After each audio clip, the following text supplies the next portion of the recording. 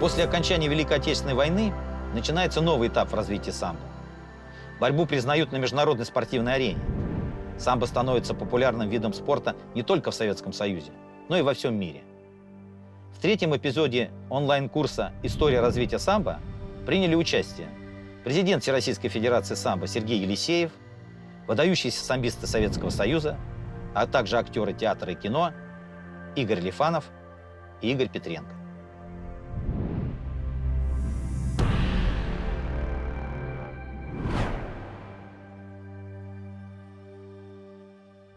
После демобилизации с фронта спортсменов и тренеров начинается работа по возвращению спорта в привычную жизнь.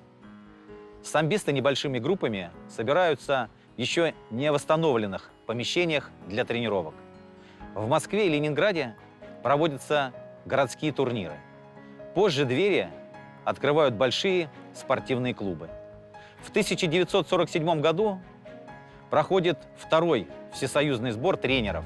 Его возглавляет Анатолий Аркадьевич Харлампиев. Сразу после сбора назначена конференция, на которой принимают решение переименовать вольную борьбу в борьбу самбо. И уже в декабре 1947 года проходит первое личное первенство СССР по борьбе самбо.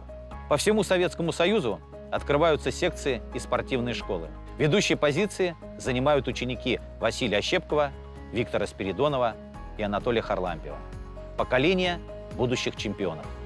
Выдающийся спортсмен, тренер и основатель прославленного клуба «Скиф» Евгений Чумаков.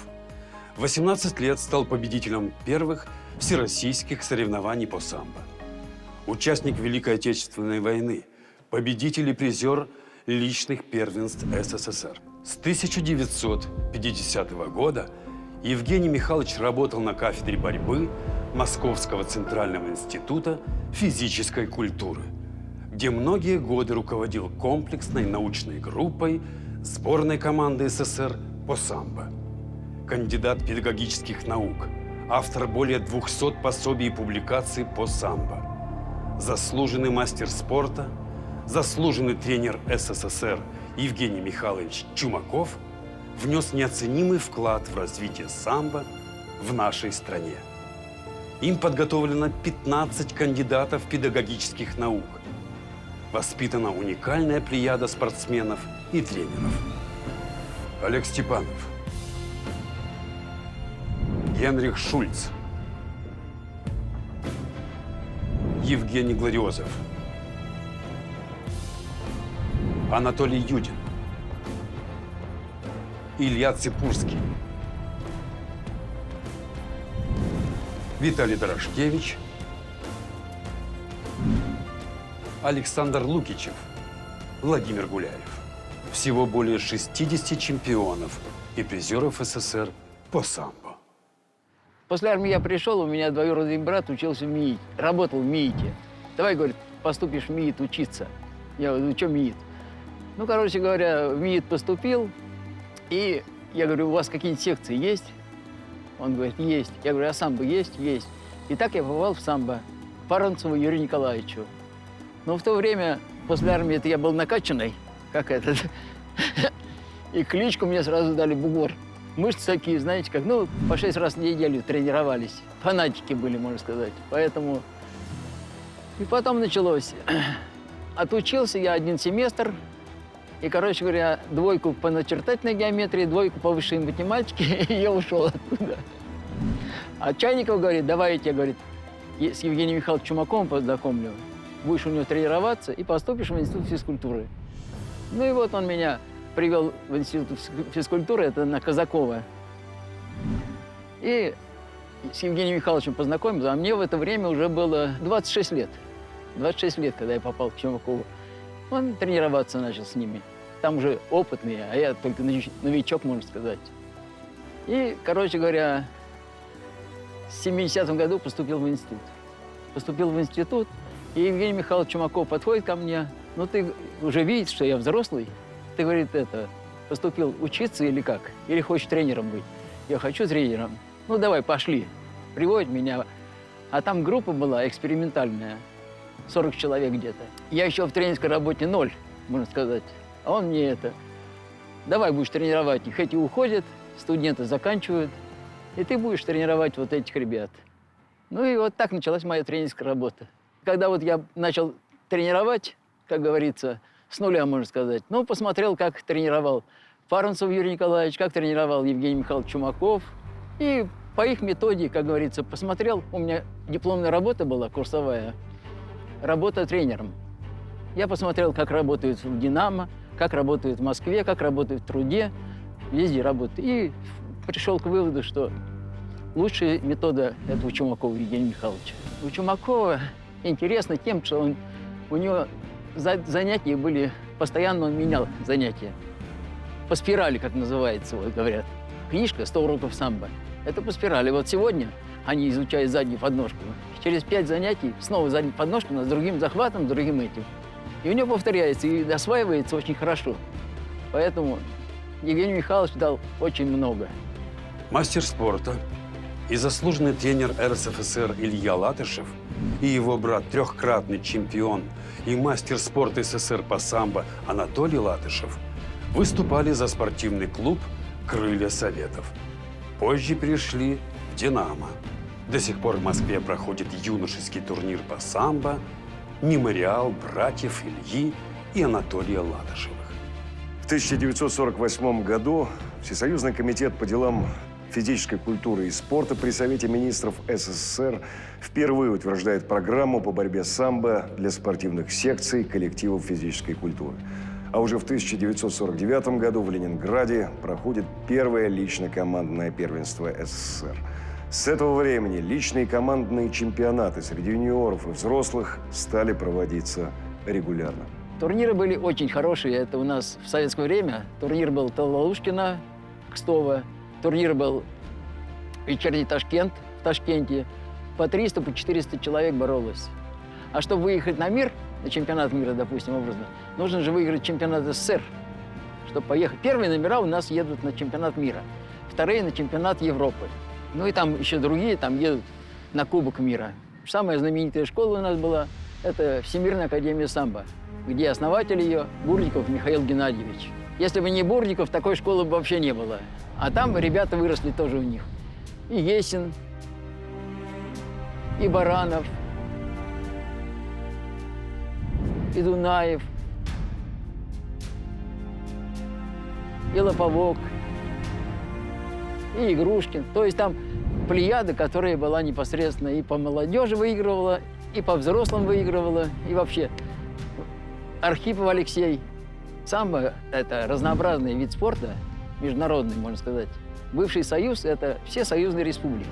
У каждой союзной республики своя техника, своя это. Поэтому, когда приезжали на чемпионат СССР, допустим, или на первенство СССР, они показывали свой класс. Вот такие очень интересные были борцы. Джейхун Мамедов, будучи ставший потом 7-кратным чемпионом мира, это из Баку. Потом Гаик Казарян, это из Армении. Потом Сергей Рябоконь из Белоруссии. Потом Володя Япринцев из Белоруссии. То есть называть можно много имен. Мне нравился очень Рассадкин Анатолий Владимирович. Наш красиво боролся. Подхват делал очень красиво и вообще. То есть, ну, Давид Львович Рудман – это специалист был по болевым приемам. В Советском Союзе было самбо в основном развито. И сказать, что вот из иностранцев самые сильные противники наши были монголы. Из Болгарии, Монголию я назвал, это значит, потом из Испании были еще ребята из этого, Монголия, Болгария, Испания, из Италии были отдельные ребята. Ну, то есть из каждой страны, иностранной имеется в виду, из каждой республики иностранной, были отдельные ребята, которые могли показать свой класс. Но редкие случаи, когда, чтобы они у наших выигрывали, это сложно. В 50-е годы 20 века о самбо узнает мир. Убедительные победы советских самбистов над дзюдоистами из разных стран – Венгрии, Чехословакии, Германии, Франции – приводят к тому, что по всему миру начинают изучать методики нового вида спорта.